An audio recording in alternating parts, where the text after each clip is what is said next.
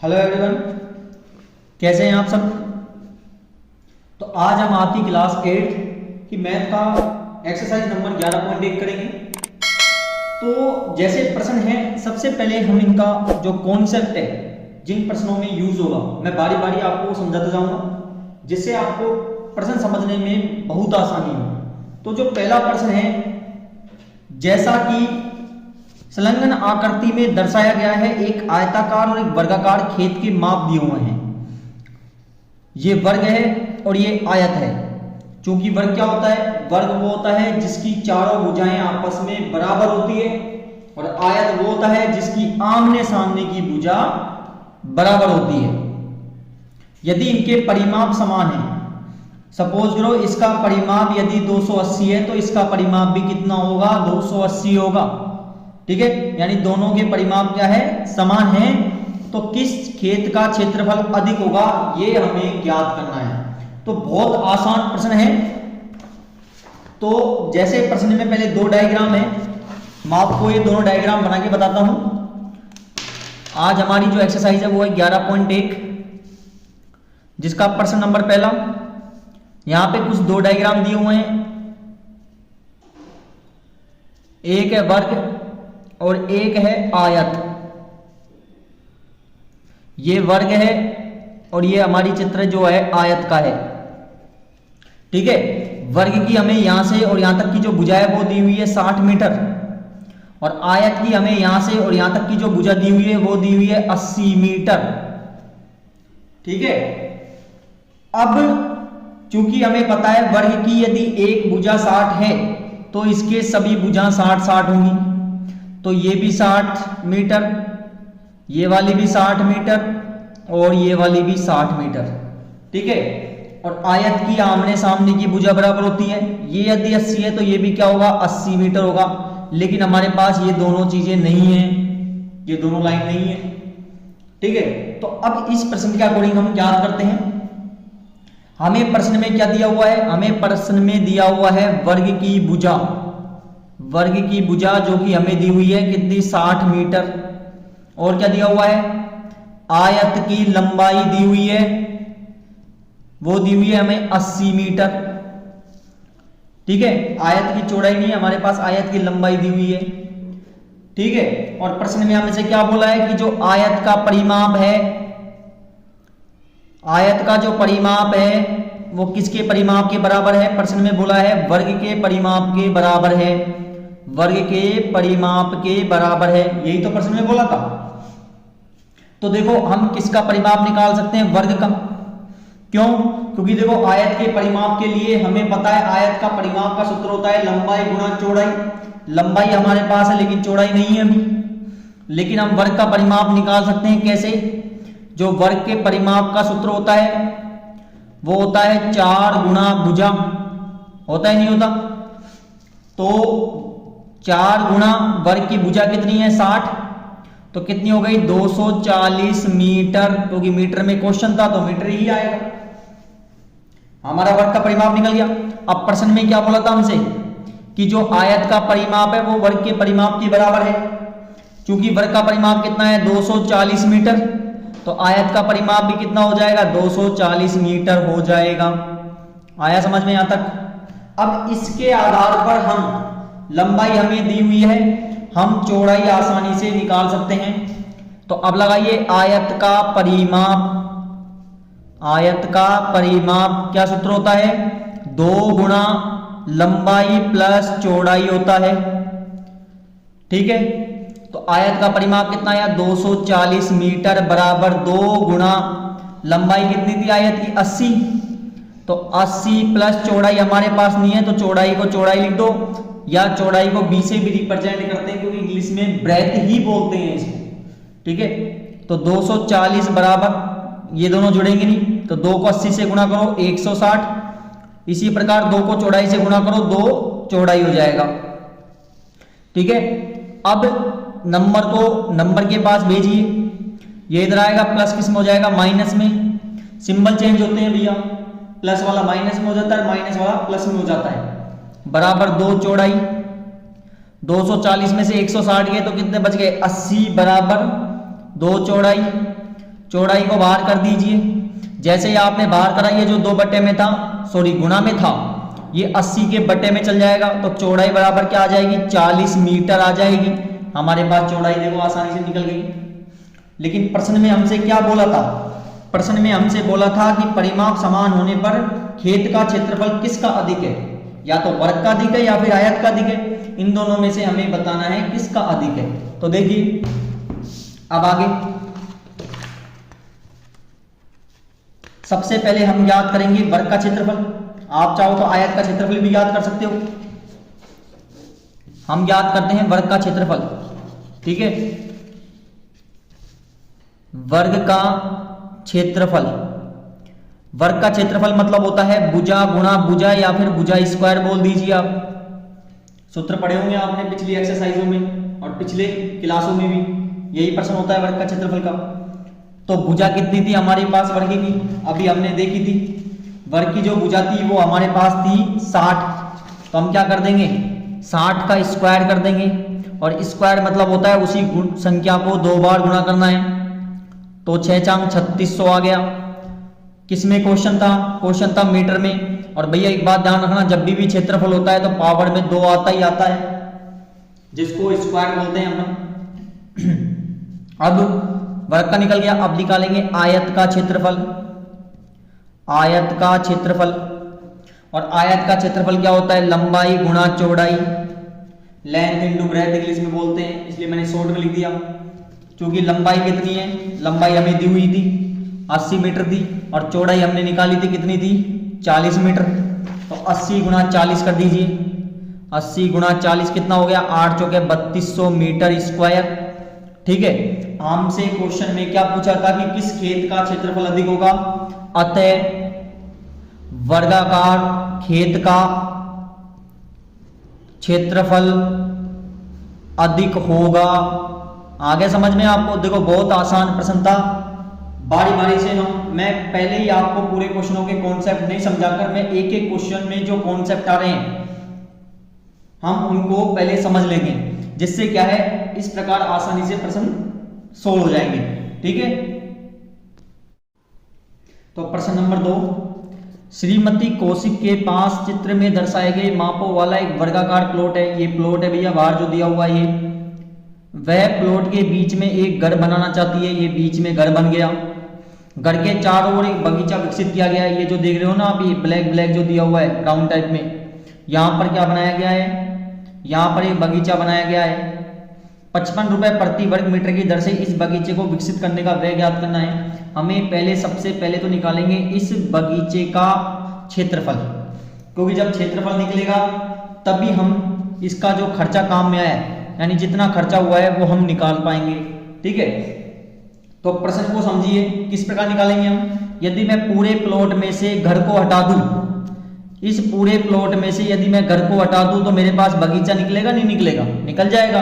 तो इस प्रकार हम बगीचे का क्षेत्रफल आसानी से निकाल पाएंगे, ठीक है। तो अब देखिए सबसे पहले हमें जो दिया हुआ है, ये हमारा प्रश्न नंबर 2 है। सबसे पहले हमें जो दिया हुआ है वो दिया हुआ है प्लॉट का या प्लॉट की भुजा। प्लॉट की भुजा कितनी है, 25 मीटर। देखो पहले मैं आपको चित्र बनाता हूं। यहां पर एक प्लॉट है जो वर्गाकार है। प्लॉट कैसा है, वर्गाकार। इसके बीच में एक घर बन रहा है और घर कुछ इस प्रकार से बन रहा है, ठीक है। और जो बगीचा है, ये वाला जो क्षेत्र है ये बगीचे वाला है पूरा, ठीक है। हमें यहां से और यहां तक की जो लंबाई है वो दी हुई है 25 मीटर, और यहां से यहां तक की भी दी हुई है वो 25 मीटर दी हुई है, ठीक है, यहां तक। और घर के लिए हमें यहां से और यहां तक की जो दी हुई है वो 20 मीटर दी हुई है, और यहां से यहां तक जो चौड़ाई है वो हमें दी हुई है 15 मीटर, ठीक है। अब प्लॉट की भुजा कितनी हो गई, 25 मीटर। आप देख रहे होंगे ये भी 25, ये भी 25, तो ये सामने वाली भी 25 होगी और इसके सामने वाली भी 25 होगी। तो देखिए सब जगह 25-25 मीटर है। इसका मतलब ये क्या हो गया, वर्ग हो गया, क्योंकि वर्ग वही होता है जिसकी चारों भुजाएं बराबर होती है, ठीक है। अब बात करते हैं अपन घर के लिए।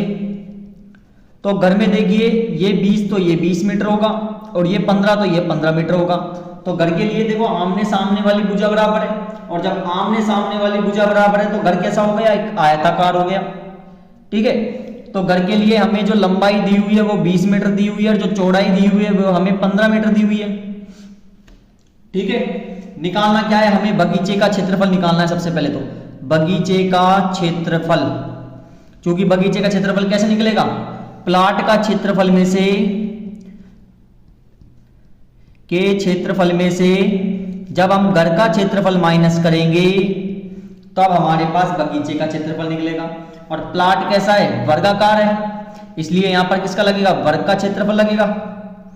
और घर कैसा है, एक आयताकार है, तो यहां लगेगा आयत का क्षेत्रफल। आया समझ में आपको। तो वर्ग का क्षेत्रफल का सूत्र क्या होता है, भुजा गुणा या फिर भुजा गुणा भुजा या फिर भुजा स्क्वायर। और आयत का क्षेत्रफल क्या होता है, लंबाई गुणा चौड़ाई। ठीक है, यहां तक।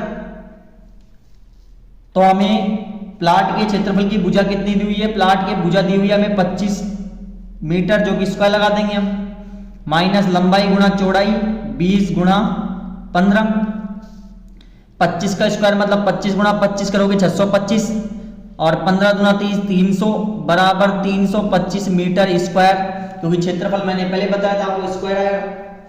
अब हमारे पास बगीचे का क्षेत्रफल आ गया, लेकिन हमसे प्रश्न में क्या बोल रहा है, प्रश्न में बोला है 55 रुपए प्रति वर्ग मीटर की दर से इस बगीचे को विकसित करने का हमें व्यय ज्ञात करना है। अब क्षेत्रफल निकल गया, अब हमारे पास व्यय भी आसानी से निकल जाएगा। तो आप लिखोगे चूंकि 1 वर्ग मीटर बगीचे को विकसित करने का जो खर्चा आता है, विकसित करने का खर्चा कितना रुपए है, 55 रुपए है, 55 रुपए है। इसलिए कितना है हमारे पास, टोटल एरिया है 325 मीटर स्क्वायर।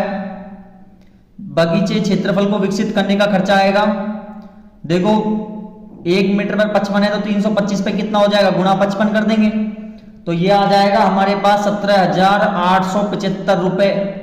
अतः इस बगीचे को पूरे को विकसित करने के लिए हमें कितने रुपए की आवश्यकता होगी, 17,875 रुपए की आवश्यकता होगी।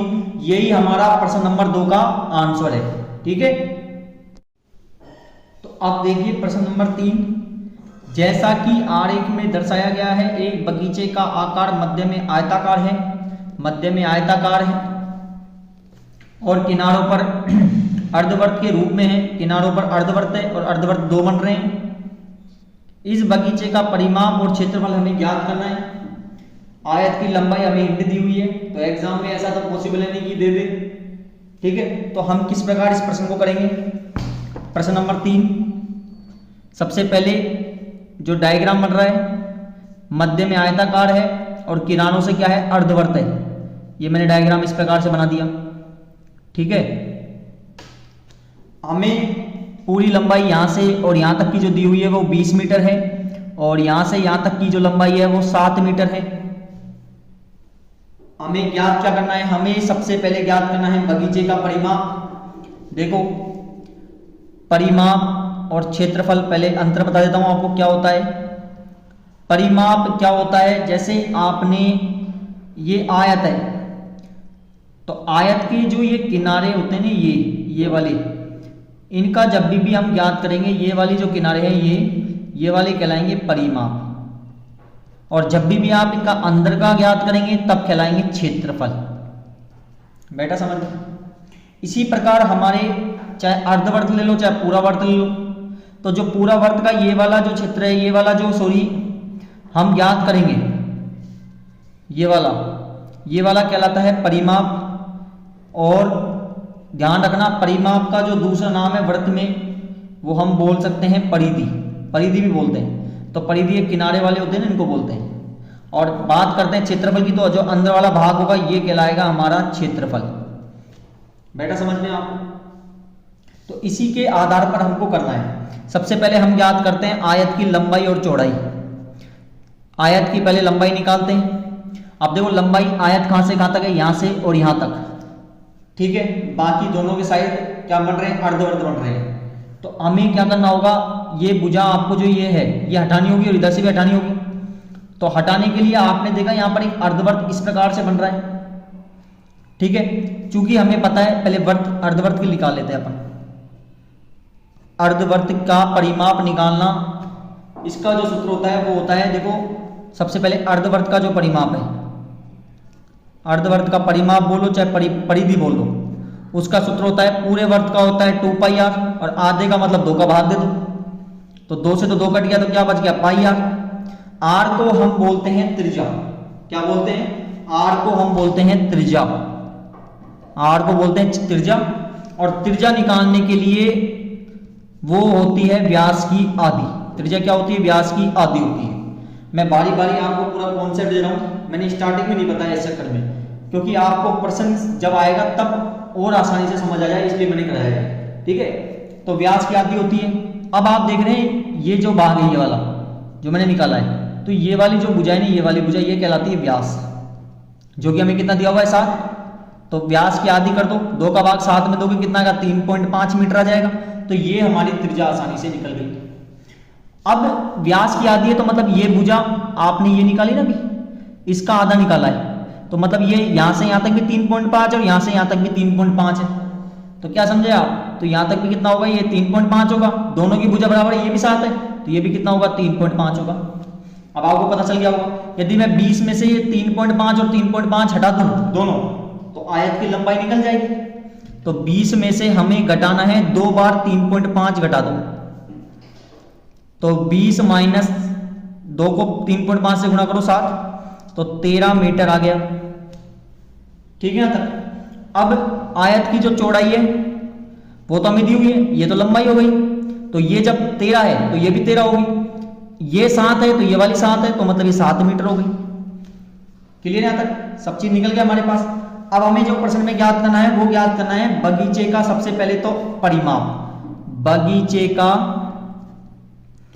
परिमाप। ध्यान से समझिएगा थोड़ा। बगीचे का परिमाप निकालने के लिए देखो परिमाप क्या होता है। परिमाप होती है, मैंने आपको पहले बताया था, इस प्रकार से जो किनारे नहीं ये वाले, ये परिमाप कहलाते हैं। अब परिमाप कैसे निकलेंगे, यहां तो क्या है, अर्धवर्त है ये वाले, तो 2 अर्धवर्त का परिमाप, ठीक है, 2 अर्धवर्त का परिमाप प्लस आयत का परिमाप नहीं, क्योंकि ये भुजा तो आ गई। अब कौन सी बच गई, ये वाले, भाई ये तो आ ही गया, ये आ गया पूरा, तो क्या बच गई, दोनों भुजा बच गई। अब तो 2 भुजा ये कौन सी है, लंबाई है, तो 2 लंबाई, ठीक है। तो अर्धवर्त का परिमाप क्या होता है, मैंने अभी बनाना सिखाया था आपको, पाई आर होता है, पाई आर प्लस 2 गुणा लंबाई कितनी है, लंबाई हमने निकाली अभी 13, तो 13, तो पाई का मान हमेशा या तो 22/7 होता है या 3.14 होता है, ठीक है। तो हम लिखेंगे 22/7 गुणा त्रिज्या कितनी है, आर अभी निकाली थी हमने 3.5, ब्रैकेट में रख लीजिए, प्लस 13 दूना कितना हो गया 26, ठीक है। अब देखो ऊपर का पॉइंट हटाएंगे, एक संख्या बाद पॉइंट है, 1 0 नीचे बढ़ेगी, 7 कम 7, 7 पंजे 35, ठीक है। 5 कम 5, 5 दूनी 10, दोनों संख्या सेम से कट रही है, और 2 से ये कट गया 11 बार, कटा नहीं कटा यहां तक, ठीक है। यहां तक एक थोड़ी गलती कर दी हमने, अर्धवर्त कितने, 2 है ना, मैंने कितने निकाले, 1 का ही है, तो 2 का निकालना है हमें। बेटा समझ में आपको नहीं बेटा, पाई आर तो 1 अर्धवर्त का है, हमें कितने का निकालना है, 2 का निकालना है, ठीक है। तो 2 से गुणा करेंगे इसको, तो 2 गुणा कितना बच गया 11 प्लस 26, तो 2 गुणा 11 करोगे कितना आएगा 22 प्लस 26, तो कितना आ गया 48 मीटर। बेटा समझ नहीं बेटा आपको, परिमाप मीटर देगा, क्षेत्रफल होता स्क्वायर जो लगता। तो ये हमारा जो पहला पॉइंट है, हम कह सकते हैं कि बगीचे का परिमाप ये 16 हो गया। अब ज्ञात करना है हमें बगीचे का क्षेत्रफल। दूसरा जो पॉइंट हमें ज्ञात करना है बगीचे का क्षेत्रफल। अब बगीचे का क्षेत्रफल ध्यान से समझिएगा, क्षेत्रफल मतलब क्या हो गया, पूरा एरिया, ये पूरा एरिया अंदर का पूरा, और इसका भी पूरा एरिया, यानी 2 अर्धवर्त का क्षेत्रफल, 2 अर्धवर्त का क्षेत्रफल प्लस और क्या हो गया, ये पूरा एरिया, और ये पूरा एरिया क्या होगा, लंबाई और चौड़ाई दोनों आ रही है, परिमाप में ये भुजा क्यों आई, क्योंकि हमें किनारे निकालने थे। अब क्षेत्रफल में पूरा अंदर का निकालना है, इसलिए लंबाई और चौड़ाई दोनों काउंट होगी। तो आयत का क्षेत्रफल, क्योंकि लंबाई चौड़ाई आयत की होती है, आयत का क्षेत्रफल, लंबाई चौड़ाई जिसके बराबर हो आयत होता है, ठीक है। तो 2 गुणा अर्धवर्त का क्षेत्रफल, देखो अर्धवर्त का क्षेत्रफल पूरे वर्त का होता है पाई आर स्क्वायर। तो आधे का निकालने के लिए कितना कर देंगे, भाग 2 कर देंगे हम। बेटा समझ नहीं बेटा आपको। प्लस आयत का क्षेत्रफल होता है लंबाई गुणा चौड़ाई, देखो 2 से 2 कट गया, गुणा में था। तो अब हमारे पास क्या बचा, पाई आर स्क्वायर प्लस लंबाई गुणा चौड़ाई। पाई का मान कितना होता है 22/7 गुणा त्रिज्या 8 हमने निकाली थी 3.5, 3.5 गुणा 3.5 स्क्वायर है, मतलब 2 बार गुणा करना है। प्लस लंबाई गुणा चौड़ाई, लंबाई कितनी है 13 और चौड़ाई है 7, तो 13 गुणा 7, ठीक है यहाँ तक। अब देखो ऊपर का पॉइंट हटेगा, एक संख्या बाद पॉइंट है, यहाँ पर भी इसी प्रकार 1 0 आ जाएगी और 1 लग जाएगा। 7 से ये कितनी बार कट गया, 5 बार कट गया, 7 पंजे 35, 5 से ये कट गया, 5 एकम 5, 5 दूनी 10 और 2 से कट गया 11 बार, 2 11 22। ये दोनों भी 5 5 से कट सकते हैं, 5 7 35, 5 दूनी 10। तो यहाँ पर क्या बच गया 11/2 बच गया, 11/2 नहीं 11 तो ही, 7 में 7 और बच रहा है अभी तो। प्लस यहां पर क्या हो गया 13 7 91। अब 11 गुणा 7 करोगे 77/2 प्लस 91, 2 का भाग 77 में दोगे, 2 3 6, 2 8 16, 2 पंजे 10 प्लस 91, दोनों को जोड़ दीजिए 129.5 मीटर में था। और ज्ञात क्या करा था हमने, क्षेत्रफल, और क्षेत्रफल हमेशा किस में आता है, स्क्वायर में। तो अतः जो बगीचे का क्षेत्रफल, बगीचे का जो क्षेत्रफल होगा वो पूरा कितना होगा 129.5 मीटर स्क्वायर होगा। ये प्रश्न नंबर हमारा 3 पूरा कंप्लीट हो गया, ठीक है।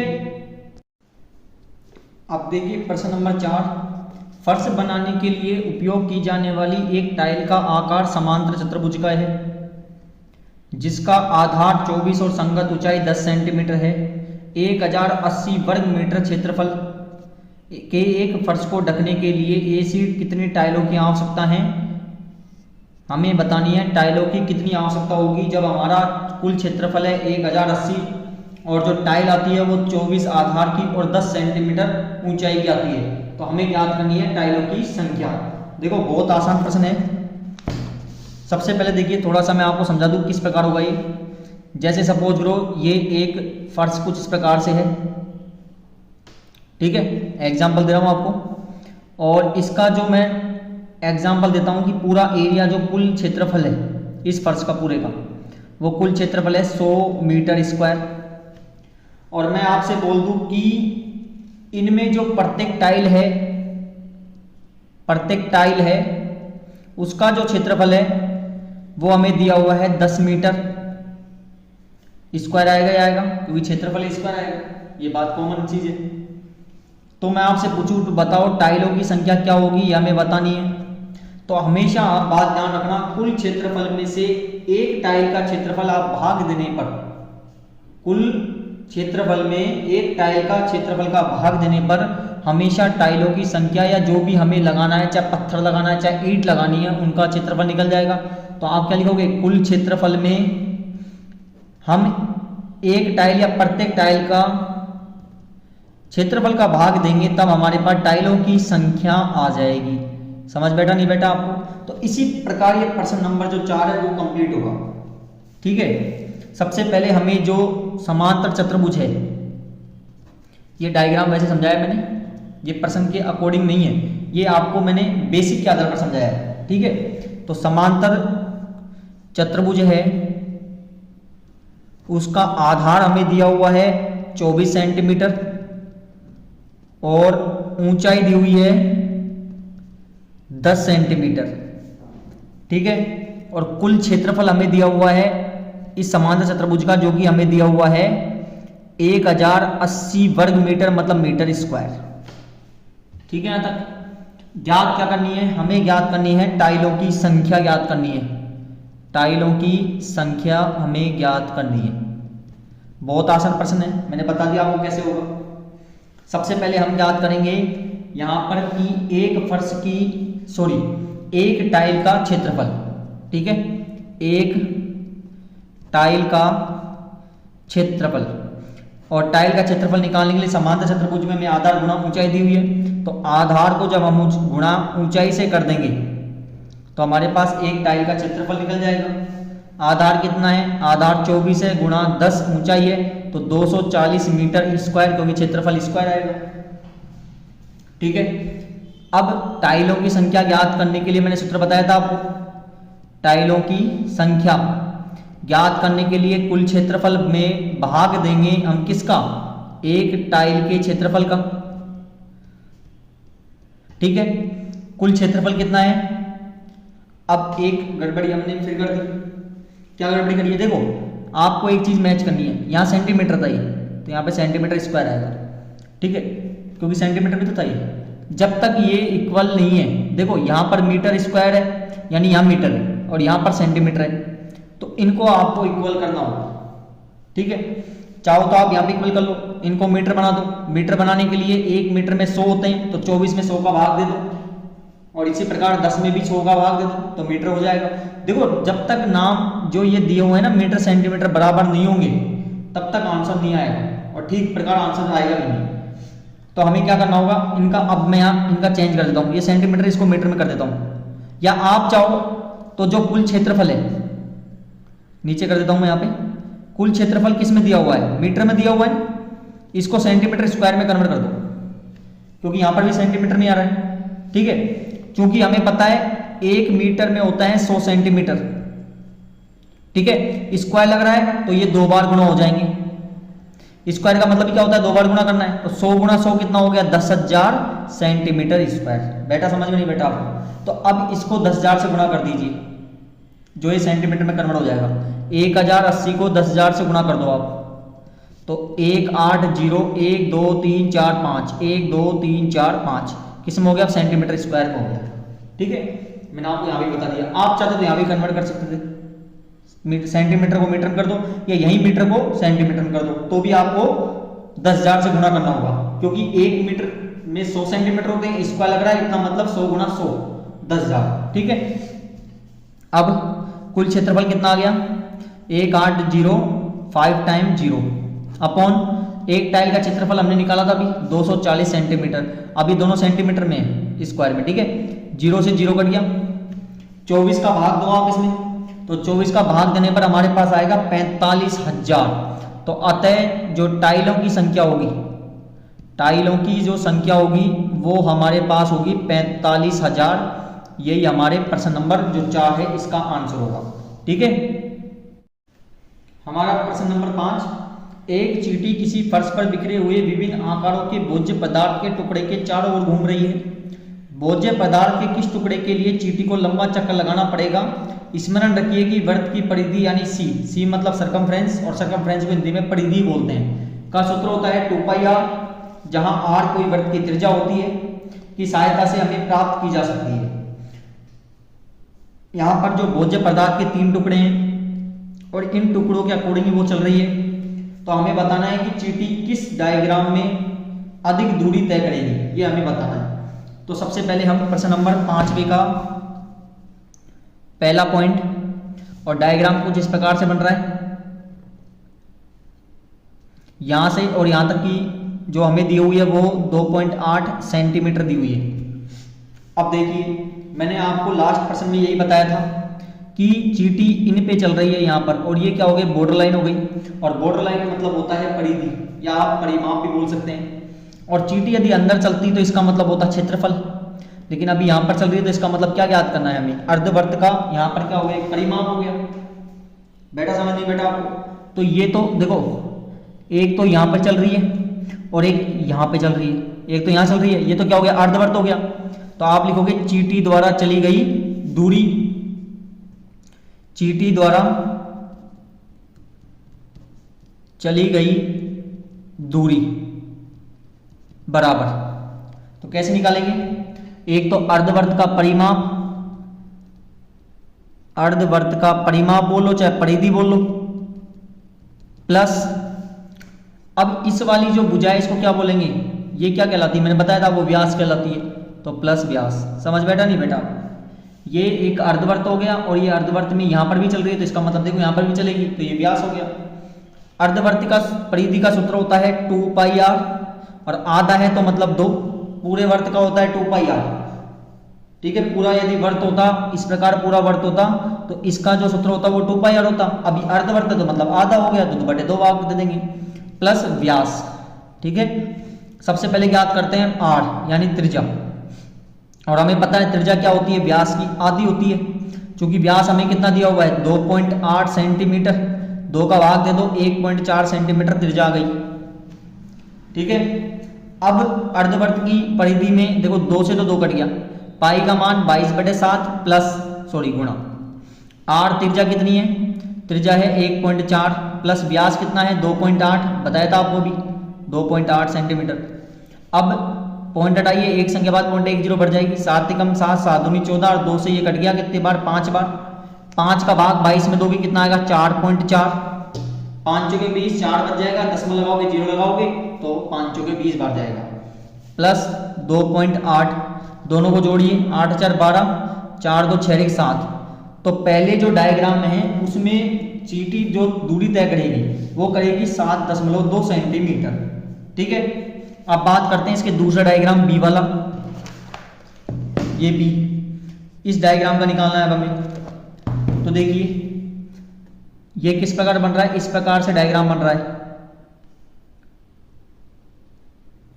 ठीक है, अब चींटी का जो यहाँ पे इनका जो लेंथ जो इस टाइप से दी हुई है, लंबाई सब होगी वो इस प्रकार से यहाँ तक दी हुई है 2.8 सेंटीमीटर।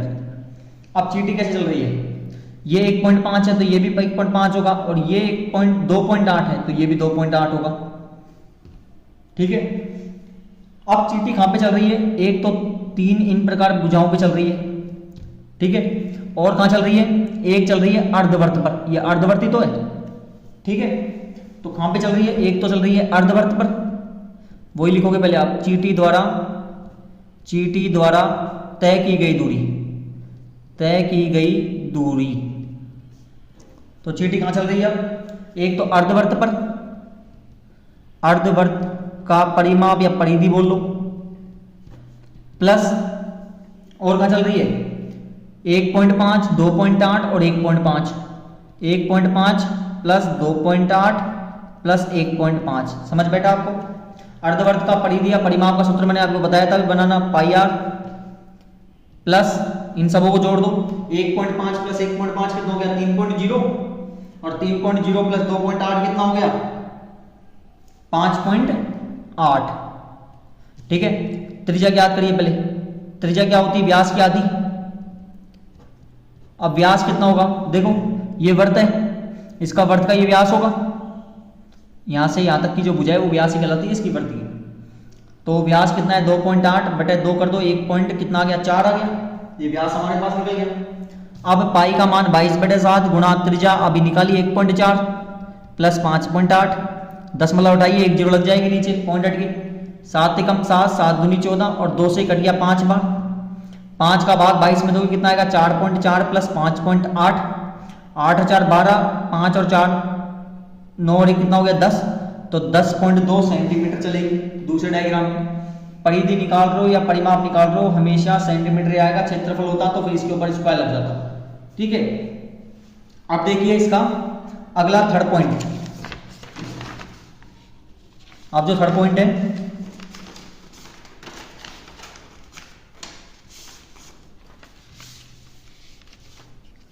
इसका सी पॉइंट है, और सी पॉइंट की कुछ डायग्राम कुछ इस प्रकार से दिया हुआ है, ये देखिए इस प्रकार से डायग्राम है।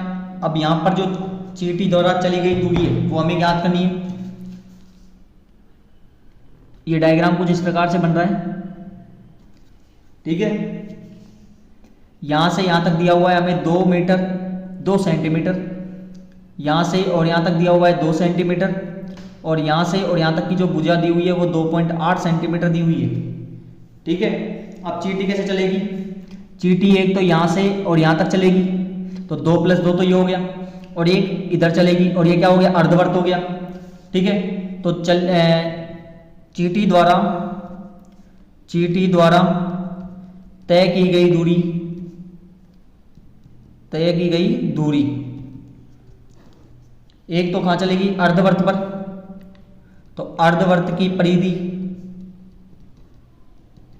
प्लस और 2+2, ठीक है। अर्धवर्त की परिधि का सूत्र क्या होता है, पाई आर प्लस 2+2 कितना हो गया, 4। अब सबसे पहले हमें त्रिज्या निकालनी होगी। अब देखो ये भुजा यहां से यहां तक है, मतलब ये वाली जो भुजा है ना, ये वाली, ये 2.8 हो गई, और ये क्या हो गया, व्यास हो गया। तो व्यास की क्या होती है, त्रिज्या आधी होती है। तो व्यास कितना है, 2.8, तो बटे 2 कितना हो गया, 1.4 सेंटीमीटर। हुआ कि नहीं हुआ, ठीक है यहां तक। अब पाई का मान 22/60 गुना त्रिज्या 1.4, पॉइंट हटा दीजिए, 1 0 लग जाएगी नीचे, प्लस 4, 7 दूनी 14, 2 से कट गया ये 5 बार, और 5 का भाग 22 में दोगे, 4.4 प्लस 4 तो कितना आ गया, 8.4 सेंटीमीटर। ये हमारा तीसरा पॉइंट भी सोल्व हो गया। लेकिन प्रश्न में हमसे क्या बोला था कि चींटी कौन सी जो दूरी है भोज्य पदार्थ के लिए, वो कौन सी दूरी ज्यादा दूरी तय करेगी, वो हमें बताना है किस डायग्राम में। तो देखो पहले वाले में, सी वाले में बताया है 8.4, और हमारा जो पहला डायग्राम था इसमें आई थी 7.2, और जो तीसरे में दूसरे वाले में थी वो 10.2। तो ज्यादा कौन सी हो गई, बी वाले में, और बी वाला कितना है, 10.2 है। तो आप क्या लिख दोगे यहां पर, तो आप लिखोगे अतः भोज्य पदार्थ के टुकड़े के चारों ओर, किस टुकड़े के लिए, बी टुकड़े के लिए, बी का तो आया था सबसे ज्यादा, के चारों ओर चींटी को ज्यादा दूरी तय करनी पड़ेगी।